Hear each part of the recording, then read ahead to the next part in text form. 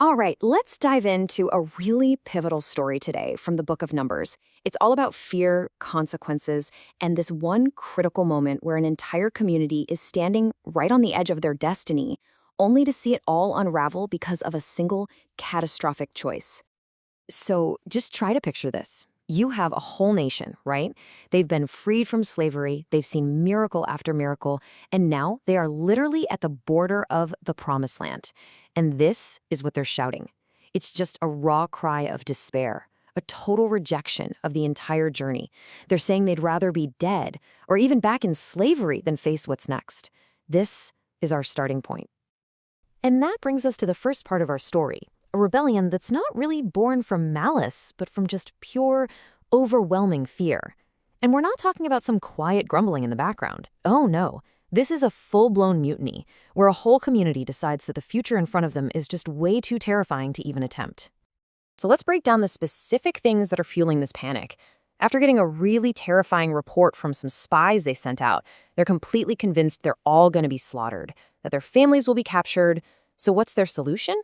Reject their leaders, reject God, and get this, appoint a new captain to lead them all the way back to slavery in Egypt. It's just a total and complete collapse of hope. But right in the middle of this tidal wave of panic, two guys stand up. They offer a totally different take on the situation. And these are our two voices of faith, Joshua and Caleb. What they have to say is a complete 180. I mean, it's the polar opposite. They don't deny that there are challenges, but they're seeing it all through a lens of faith. The land is exceedingly good, they insist. The Lord is with us. They are pleading with the people, don't rebel, don't be afraid.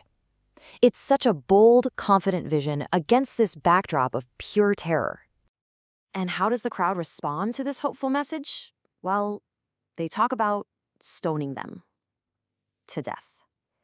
That just shows you how deep the fear had set in. It was so powerful that anyone who dared to challenge it was immediately seen as an enemy who deserved to die. The whole situation is at a boiling point.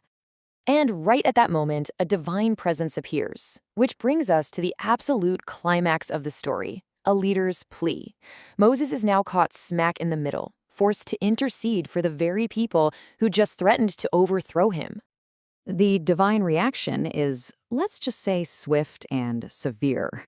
God basically asks Moses, how many more times? How many more times are they going to test me? And the verdict is declared right then and there. I will strike them down with a plague and destroy them. I mean, the very existence of the entire nation is hanging by a thread. So what Moses does next is absolutely crucial. Just look at this negotiation. On one side, you've got God's offer, let's wipe the slate clean, destroy them, and I'll start over with you, Moses. But look at Moses' appeal. He doesn't argue that the people deserve mercy. They don't. Instead, he appeals to God's reputation. He says, the other nations will say you weren't powerful enough to finish the job. And then he appeals to God's character, his great love and forgiveness. It's just a masterful plea. And you know what? It works. Annihilation is off the table. But that does not mean there aren't any consequences. And this brings us to the verdict, the one that's going to define an entire generation. And it all hangs on this one tiny word, nevertheless.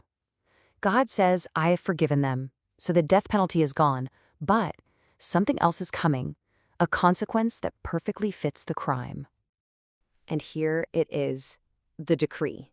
That entire adult generation, everyone 20 years old and up who grumbled and rebelled, will never, ever set foot in the promised land.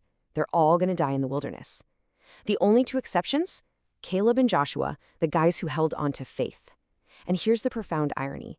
The very children they were so afraid would be captured, they're the ones who will inherit the land that their parents rejected. The sentence handed down, and it is built around one single symbolic number that's going to define their fate for decades to come, 40. And there's a powerful logic to that number. The spies spent 40 days exploring the land, right? So now for each one of those days of faithlessness, the people are going to spend 1 year wandering the wilderness. The punishment is a direct mirror of the transgression. They'll just keep wandering until the very last person from that rebellious generation is gone. But you'd think the story ends there, right? Nope, it's not quite over. When the people hear their fate, they're suddenly filled with remorse. And in their grief, They make one last, desperate push to change their destiny. And on the surface, it looks like they're doing everything right. They admit their sin, they declare they're ready to go. But here's the fatal twist. Moses tells them, point blank, do not go up. The Lord is not with you. The window of opportunity for that plan has closed, but they don't listen. They mistake their regret for permission and they march forward anyway, turning what looked like repentance into just one more act of disobedience. And the result is as simple and brutal as it is predictable. Without God's help, they charge into the hill country and are just utterly defeated. It's the tragic final nail in the coffin. They couldn't enter with God's help because of fear, and they couldn't enter with their own strength because of presumption. And that really leaves us with this one big question. This entire massive story pivots on a single moment where a community chose fear over faith. It's a powerful look at how one collective decision, born from pure panic, can echo for decades, completely changing the future for a whole generation.